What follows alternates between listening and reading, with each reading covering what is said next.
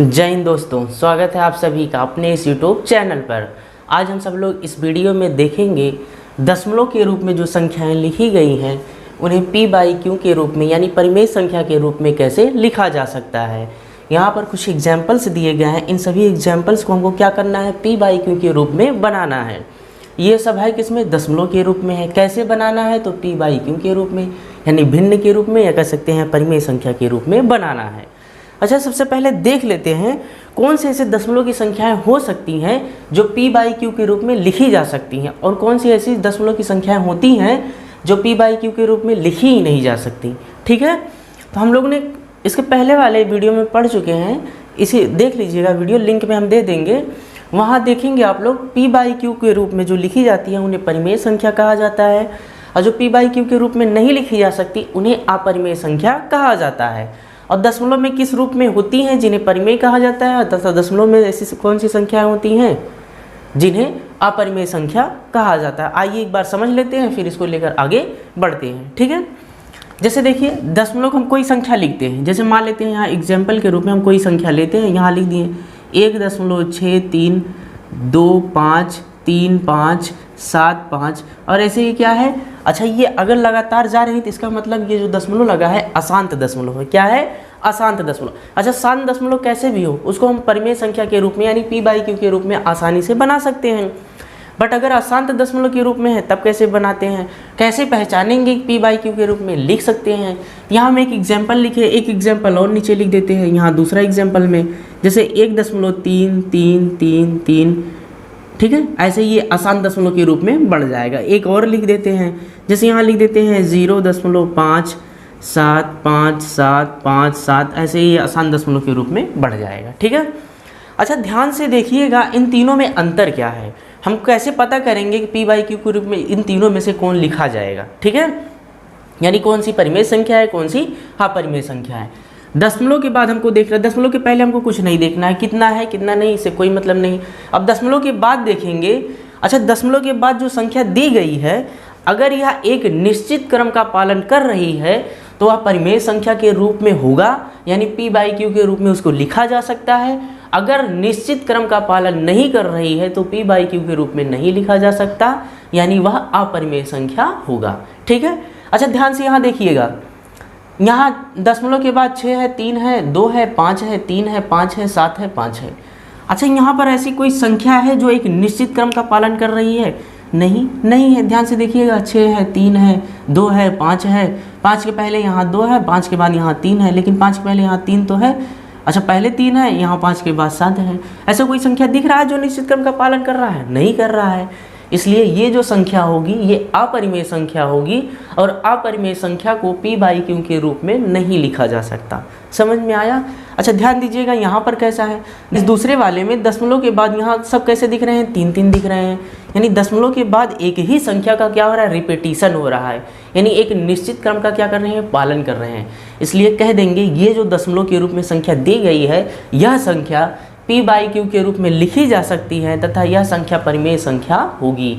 ठीक है, ऐसे नीचे देखिएगा तीसरा वाला जो एग्जाम्पल्स दिया है, तीसरा वाला एग्जाम्पल्स क्या दिया है, दशमलव के बाद 5 7, यानी यहाँ देखेंगे 57 ऐसा कह सकते हैं कि 57 यहाँ भी है, 57 यहाँ भी है, 57 यहाँ भी है, यानी वैसे तो 5 7 ही कहा जाता है। ठीक है, बट देखेंगे इन दोनों संख्याओं का क्या हो रहा है, एक निश्चित क्रम में क्या हो रहा है, रिपीटिशन हो रहा है, यानी अनुक्रम हो रहा है। ठीक है, यानी क्रम का पालन कर रहे हैं, तो इसको भी क्या कर सकते हैं, p बाई क्यू के रूप में लिख सकते हैं। इसलिए ये जो संख्या दी गई है ये भी संख्या क्या होगी, परिमेय संख्या होगी। इतना समझ में आया कि नहीं। जैसे यहाँ 1 का रिपीटिशन है, यहाँ 2 संख्या का, आगे हो सकता है 3 संख्या का रिपीटिशन हो, या 4 संख्या का रिपीटिशन हो। अगर एक निश्चित क्रम का पालन करके आगे बढ़ रहे हैं तो कह देंगे परिमेय संख्या है, जिसको p बाई क्यू के रूप में लिखी जा सकती है। अगर एक निश्चित क्रम का पालन नहीं कर रही है, किसी संख्या का रिपीटिशन नहीं हो रहा है, तो कह देंगे p बाई क्यू के रूप में नहीं लिखा जा सकता, इसलिए यह अपरिमेय संख्या होगा। समझ में आया। इसमें उन संख्याओं को देखेंगे जो निश्चित क्रम का पालन करेंगे, उन्हीं p बाई क्यू के रूप में लिखेंगे। बाकी अगर कोई ऐसा होगा जो निश्चित क्रम का पालन नहीं कर रहा होगा, उन्हें p बाई क्यू के रूप में नहीं लिखा जा सकता, डायरेक्ट लिख देंगे कि इन्हें नहीं लिखा जा सकता। समझ में आया। अच्छा, ये सब संख्याएं जब देखेंगे, यहाँ देखिए दशमलव के बाद एक ही संख्या का रिपीटिशन हो रहा है, यानी p बाई क्यू के रूप में लिखा जा सकता है। यहाँ भी ऐसे कुछ दिए गए संख्याएं, दो दो संख्या का रिपीटेशन हो रहा है, इसको भी लिखा जा सकता है। तीसरा वाला देखेंगे, यहाँ तीन तीन संख्या का रिपीटेशन हो रहा है। देखिए यहाँ 3 4 5 3 4 5 ऐसा दिया है कि नहीं, एक निश्चित क्रम का पालन कर रहे हैं, इसलिए इसको भी p/q के रूप में लिखा जा सकता है। ऐसे आगे देखेंगे, यहाँ पर देखिए, अच्छा दशमलव की कुछ संख्या पहले यहाँ देख रहे हैं, दशमलव की संख्या के बाद देखते हैं तो रिपीटेशन नहीं हो रहा, लेकिन उसके बाद देखिए यहाँ 2 है, फिर 2 7, फिर 2 7, फिर ऐसे 2 7 होता आगे बढ़ जाएगा। ठीक है, यानी यहाँ भी एक निश्चित क्रम का पालन हो रहा है। ऐसे यहाँ देखेंगे, इसमें भी, इसमें देखिए क्या हो रहा है, 3.5 लिखा गया है, 5 के बाद, अच्छा 5 कहीं नहीं दिख रहा है, लेकिन यहाँ 3 7, फिर 3 7, यानी 3 7 का क्या हो रहा है, रिपीटेशन हो रहा है, इसलिए यह भी क्या है, एक परिमेय संख्या है, इसको भी p/q के रूप में लिख सकते हैं। ठीक है, ऐसे ये वाली संख्या देखेंगे, ये वाली संख्या कौन सी है, तो ये वाली संख्या है 8.30, फिर 1 2 1 2, यानी 3 0 का रिपीटेशन नहीं हो रहा है, लेकिन इसके बाद फिर से क्या हो रहा है, रिपीटेशन हो रहा है, यानी इसको भी हम p/q के रूप में लिख सकते हैं। तो आइए इन सभी को कैसे p/q के रूप में लिखा जाता है एक एक करके समझते हैं। ठीक है, आइए पहला प्रश्न देखते हैं कि इसे p/q के रूप में कैसे लिखा जाएगा। पहला प्रश्न लेते हैं। ठीक है, पहला प्रश्न है क्या, 0.888 ऐसे क्या हो रहा है, फिर रिपीटेशन हो रहा है, यानी ये बढ़ता चला गया। ठीक है, सॉल्यूशन में देखते हैं कैसे किया जा सकता है। तो सबसे पहले देखेंगे नियम क्या कहता है। नियम अगर कहता है कि दशमलव के बाद जिस संख्या का पुनरावृत्ति हो रही है, यानी जो बार बार आ रहा है, उसी संख्या पर क्या लगा देंगे, बार लगा देंगे। जैसे ये प्रश्न क्या दिया है, तो 0.888 ऐसे ये हो रहा है। अच्छा, किस संख्या का रिपीटेशन हो रहा है, केवल 8 का रिपीटेशन हो रहा है। हम अगले स्टेप में क्या करेंगे, इस 8 पर क्या लगा देंगे, बार लगा देंगे। क्या लगा देंगे, बार लगा देंगे। ठीक है, इतना समझ में आया। अब अगले स्टेप में क्या करेंगे, अगले स्टेप में कहता है जिस संख्या पर बार है उसको ऊपर ऐसे ही लिख देंगे, जिस संख्या पर बार होगा उसको ऐसे ही लिख देंगे, फिर बटा लिखेंगे, फिर जितनी संख्या पर बार होगा उतने ही 9 हम क्या करेंगे, नीचे यानी हर में लिखेंगे।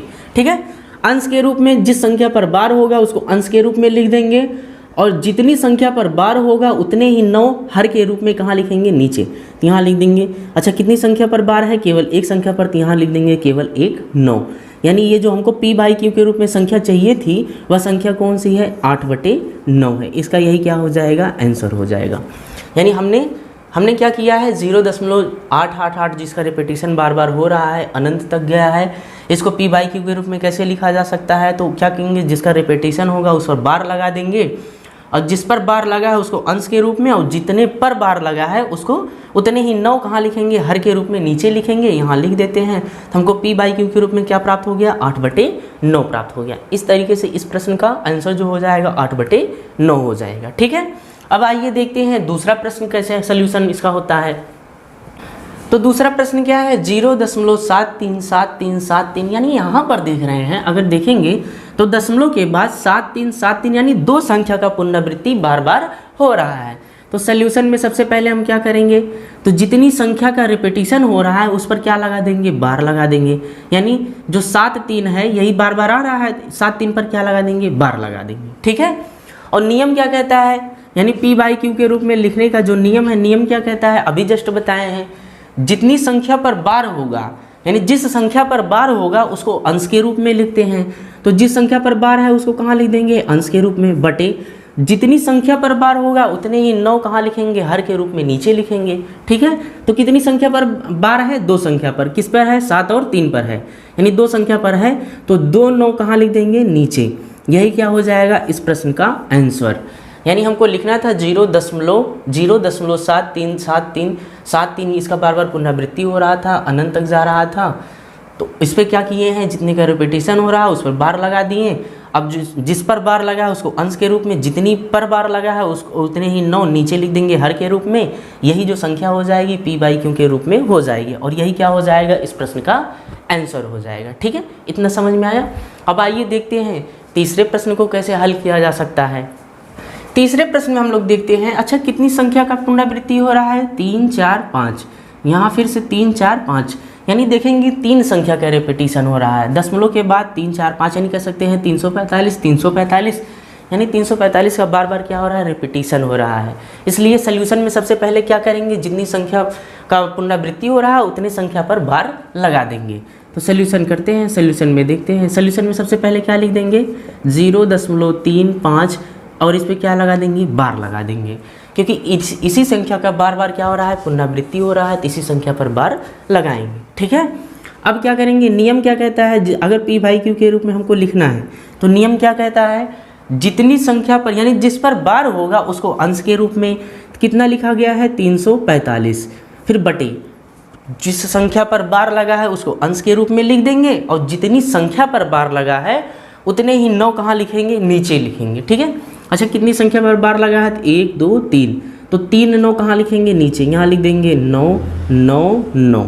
ठीक है, यहाँ कितने 9 लिख देंगे 3 9 लिख देंगे। ठीक है, इस तरीके से ये संख्या किसके रूप में आ गई p/q के रूप में हो गई। ठीक, और यही क्या हो जाएगा इस प्रश्न का राइट आंसर हो जाएगा। समझ में आया। अब आइए देखते हैं चौथा प्रश्न में कैसे हल किया जा सकता है, इसको p/q के रूप में कैसे बनाया जा सकता है।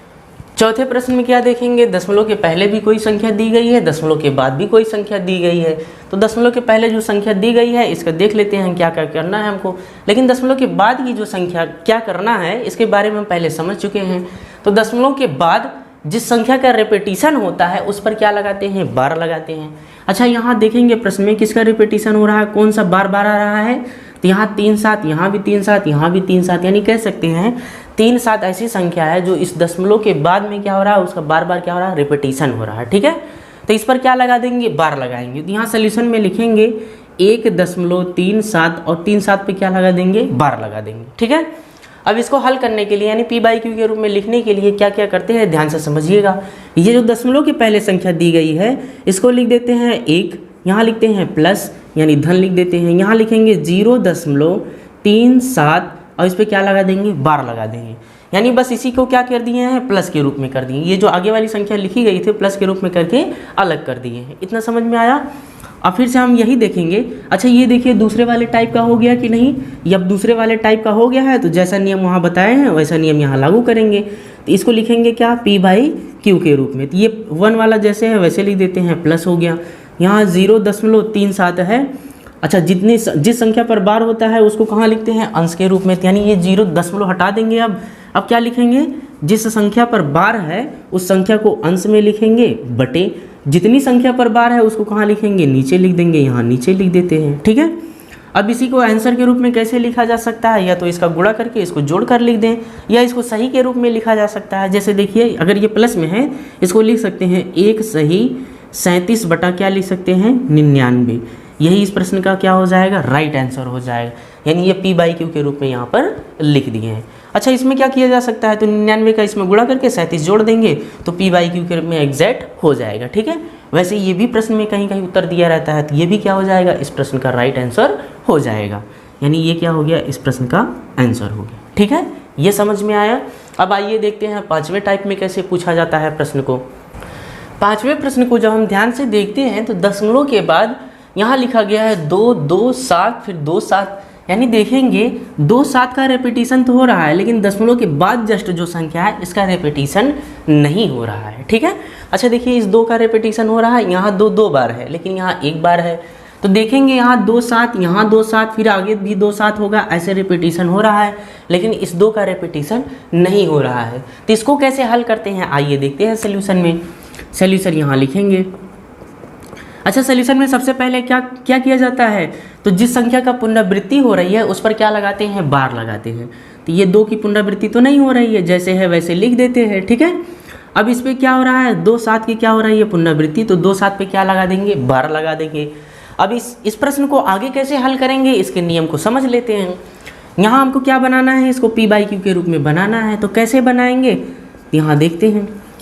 नियम कहता है ये जो संख्या दी गई है पूरी दशमलव के बाद जो संख्या इसको लिखते हैं और जिस संख्या पर बार नहीं है उसको इस पूरे वाले संख्या में से क्या करते हैं घटा देते हैं।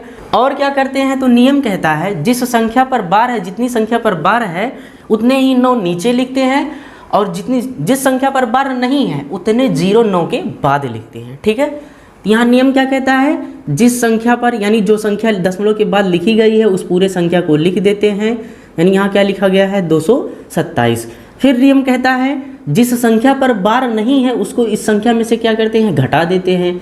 तो यहाँ क्या करेंगे 2 को घटा देंगे बटे ये तो ऊपर अंश लिखने का नियम हो गया। अब हर लिखने का नियम क्या कहता है?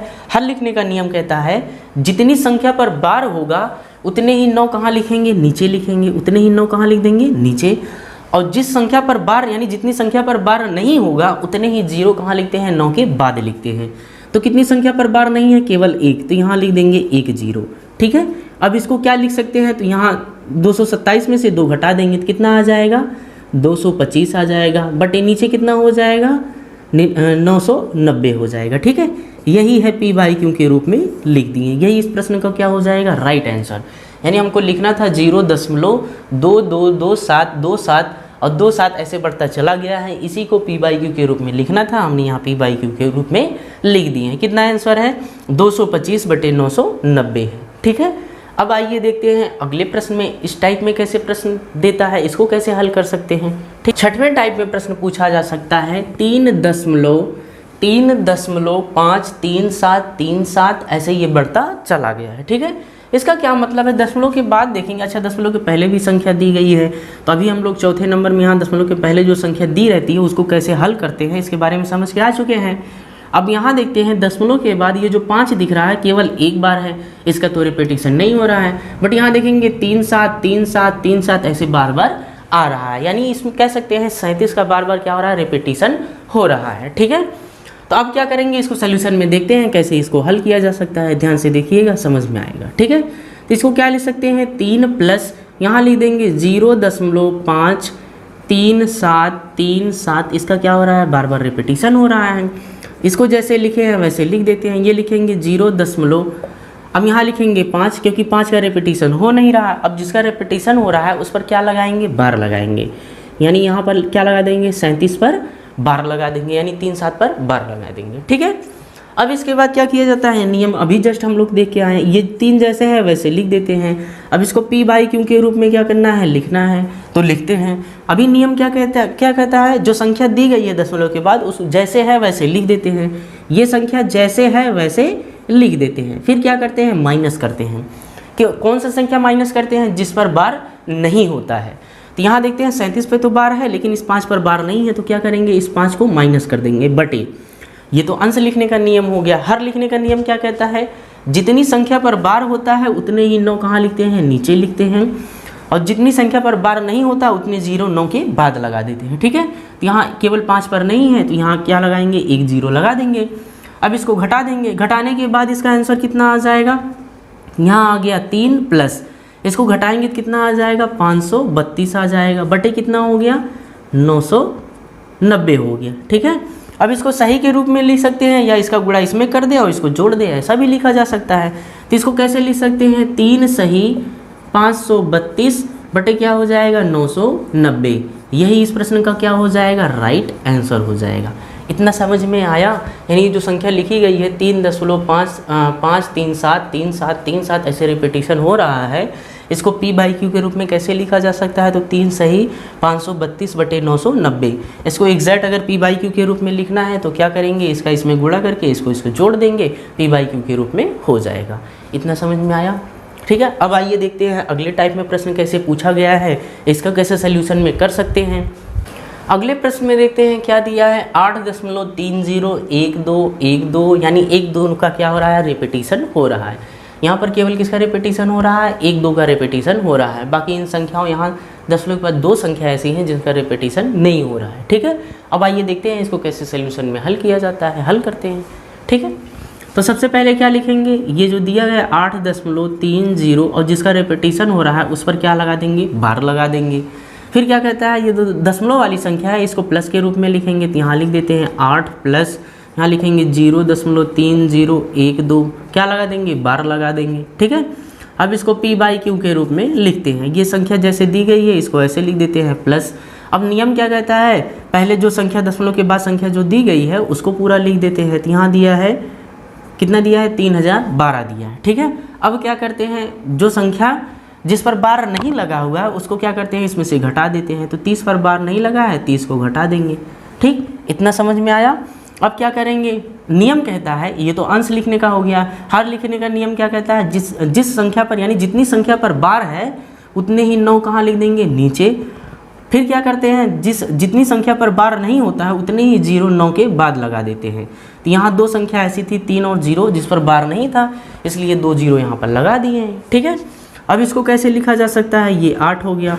अब यहाँ जब 3012 में से 30 को घटाएंगे कितना आ जाएगा, 29, और कितना आ जाएगा, 29 और 82 आ जाएगा। ठीक है, कितना आ जाएगा, 29 82।